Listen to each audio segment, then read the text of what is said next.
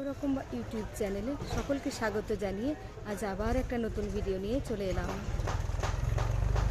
দ্বিতীয় তারাপীঠ পানপাতার মা তারামার মন্দির দর্শন।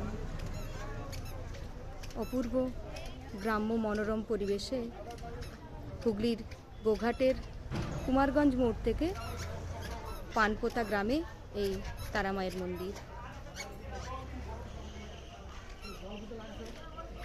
এখানে অনেক রকম ডালার ব্যবস্থা রয়েছে, 21 থেকে 51 সহ বিভিন্ন রকম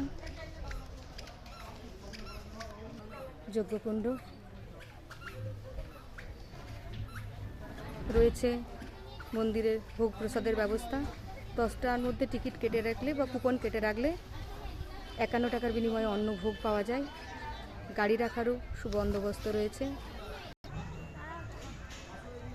মন্দির খোলা থাকে 8টা থেকে 12টা পর্যন্ত, তারপর অন্নভোগ চলে মায়ের।